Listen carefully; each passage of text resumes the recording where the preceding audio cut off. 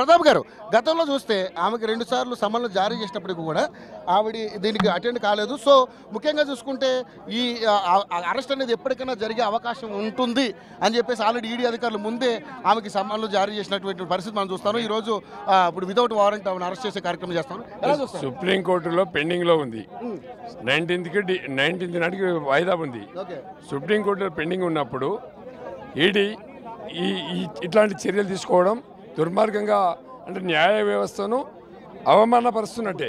న్యాయ వ్యవస్థ మీద కూడా ఆయనకు ఒక నమ్మకం లేదు. అంటే నరేంద్ర మోడీ గారు, ఇక్కడ తెలంగాణ రాష్ట్రంలో రేవంత్ రెడ్డి గారు ఇద్దరు కుట్రలు చేసి ఇటు బీఆర్ఎస్ పార్టీ మీద ఒక దాడులు చేసి ఈ పార్లమెంట్ ఎలక్షన్స్ ఉన్నాయి కాబట్టి పార్లమెంట్ ఎలక్షన్స్లో లబ్ధి పొందడానికి నరేంద్ర మోడీ గారు బడే భాయ్ చోటే భాయ్ దోనో మిల్కే ఏ కామ్ కర్ రహే.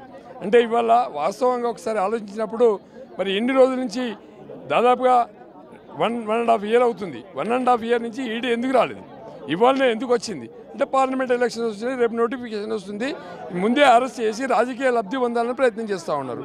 నరేంద్ర మోడీ గారికి కేసీఆర్ అంటే ఒక భయం, ఎక్కడ బీఆర్ఎస్ పార్టీ ముందుకు పోతుందని చెప్పేసి ఇలా రేవంత్ రెడ్డి గారితో కుట్రబన్ని వాళ్ళు ఇద్దరు ఒకటైపోయి ఇలా తెలంగాణ రాష్ట్రంలో నాయకుల మీద భయభ్రాంతులు గురి చేస్తూ ఉన్నారు.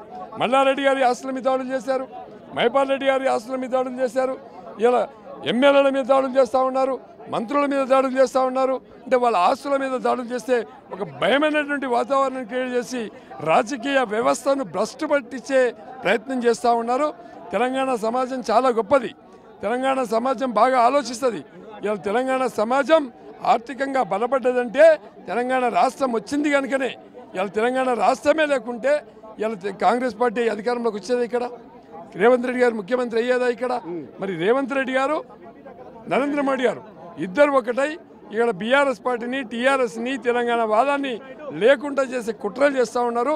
తెలంగాణ సమాజం తప్పకుండా ఆలోచిస్తుంది, మరి తెలంగాణ వాదాన్ని వాళ్ళు కాపాడతారు.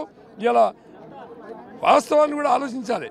ఈడీ సుప్రీంకోర్టులో ఉన్నటువంటి తీర్పు రాకుండా, సుప్రీంకోర్టు ఎలాంటి డిసిషన్ తీసుకోకుండా ఒక మహిళను అరెస్ట్ చేయడం ఇది దుర్మార్గమైనటువంటి చర్యగా మేము ఖండిస్తున్నాం. సో కిషన్ రెడ్డి గారు మాట్లాడుతూ ఉన్నారు, నేరం చేయనప్పుడు భయపడాల్సిన అవసరం కవితకి ఎందుకు వచ్చిందని చెప్పేసి మాట్లాడుతూ ఉన్నారు. దాని మీద ఏం సమాధానం చెప్తారు? నేరము చేసినము చేయలేము చెప్పాల్సింది ఎవరు? కోర్టు కదా. కోర్టు చెప్పలేదు కదా, కోర్టు చెప్పాలి కదా. చెప్పక ముందుకే మీరు అరెస్ట్ వారెంట్ లేకుండా ఎట్లా వస్తారు? అరెస్ట్ వారెంట్ లేకుండా మీరు ఎట్లా వచ్చి అరెస్ట్ చేస్తారు? కోర్టు చెప్పలేదు కదా.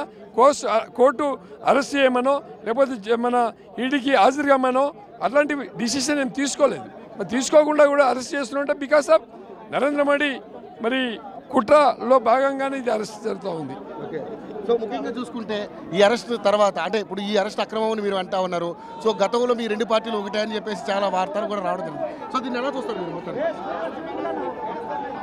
దీన్ని 2 పార్టీలు ఒకటంటే ఇవాళ కాంగ్రెస్ బీజేపీ 2 పార్టీలు ఒకటే కాబట్టి 2 పార్టీలు ఒకటే కాబట్టి ఇవాళ ఈ అరెస్ట్ చేస్తూ ఉన్నారు.